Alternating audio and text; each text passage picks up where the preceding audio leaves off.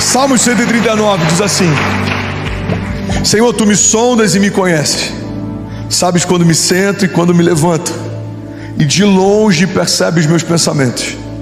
Sabes muito bem quando trabalho e quando descanso, e todos os meus caminhos são bem conhecidos para o Senhor.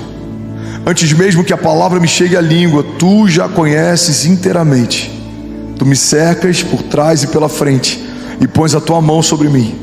Tal conhecimento é maravilhoso demais, está além do meu alcance.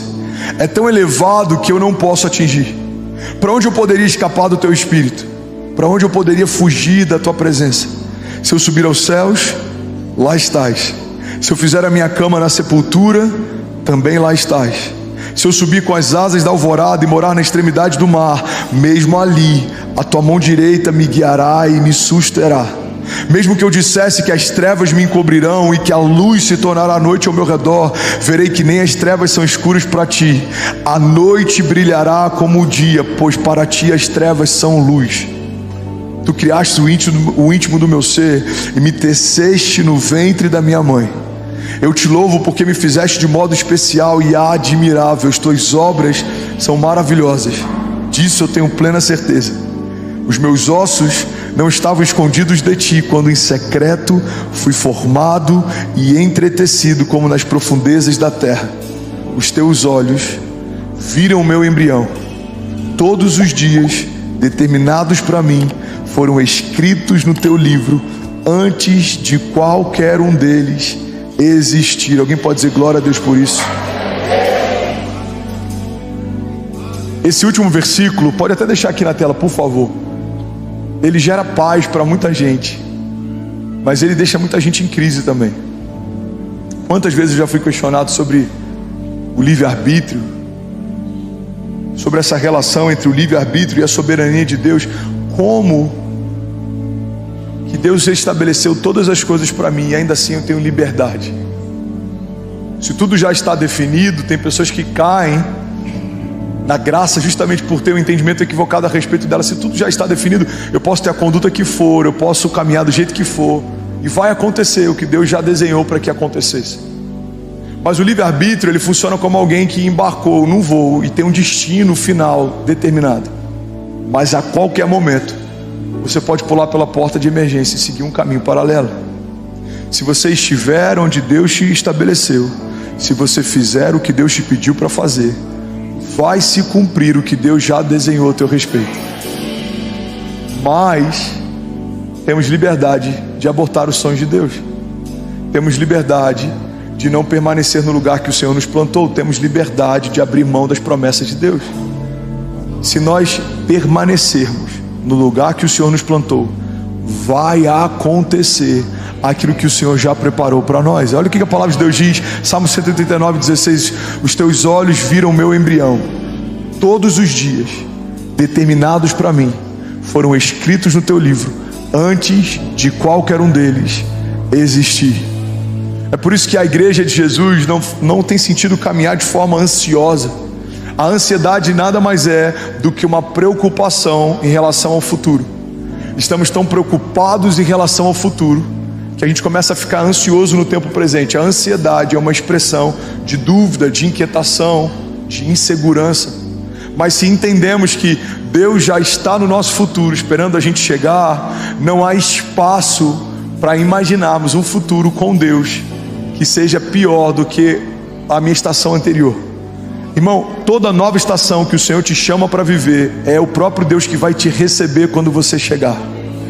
E essa é a garantia de que o nosso amanhã vai ser melhor do que hoje. Eu não estou dizendo que vai ser mais fácil, eu não estou dizendo que todas as coisas vão acontecer no nosso tempo, mas eu preciso ter a firme convicção de que se o Senhor está na próxima estação que eu vou entrar, essa próxima estação vai ser marcada por sinais e maravilhas. Essa estação vai ser marcada por provisão sobrenatural. Por quê? Porque é isso que eu posso esperar de Deus, é isso que Ele carrega. Ele é o Deus da provisão, Ele é o Jeová Jireh, Ele é o Jeová Rafa, Ele é o Deus que cura, Ele é minha justiça, Ele é minha bandeira, Ele é minha confiança, segurança, Ele é o meu torre forte, Ele é o meu refúgio, Ele é a minha fortaleza, Ele é a minha garantia. É Ele quem fala a coisa a meu respeito quando ninguém ainda falava. É Ele quem tem pensamentos de paz mesmo que inimigos possam me cercar. É Ele quem me guarda, é Ele quem me protege. Eu estou escondido debaixo das suas asas. Então, se eu creio que Deus me chamou para uma nova estação, eu sei que o meu amanhã vai ser melhor que hoje. Por que, André? Porque o ano que vem vai ser melhor do que esse ano? Não, o ano que vem pode ser 10 vezes pior do que esse ano,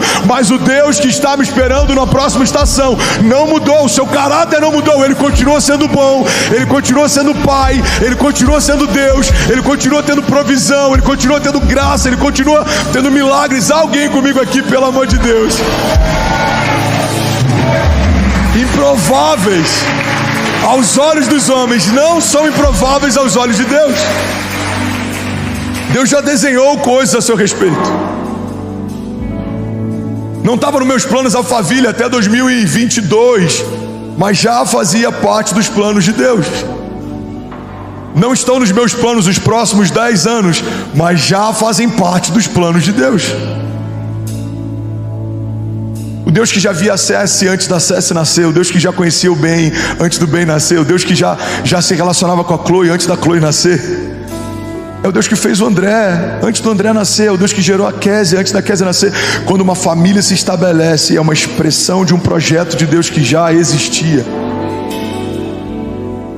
Deus viu você, Deus vê você. Pega isso aqui, irmão, em nome de Jesus. Deus viu você, Deus vê você. Agora, improváveis precisam aprender a lidar com dores de crescimento. Improváveis precisam lidar com indiferença. Todo improvável ele é subjugado. Todo improvável, em muitos momentos, ele é deixado de lado. Ele enfrenta momentos de invisibilidade. Ele enfrenta momentos de indiferença. Ele enfrenta momentos de comparação. Só que se você pegar uma semente, você vai perceber que a estação mais poderosa que uma semente vive é uma estação de invisibilidade. Quando a gente planta uma semente na terra e a gente não consegue mais enxergá-la, é nesse lugar que uma explosão vai acontecer. Tudo que acontece com uma floresta, um dia passou por uma estação de invisibilidade, quando aquilo tudo era apenas uma semente.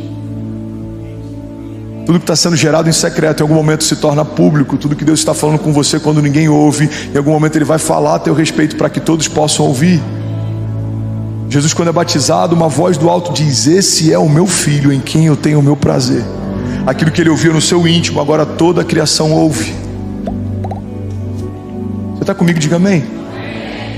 Então entenda isso, ser o improvável de Deus significa enfrentar estações de indiferença na terra. Os irmãos de José não achavam o máximo os sonhos de José.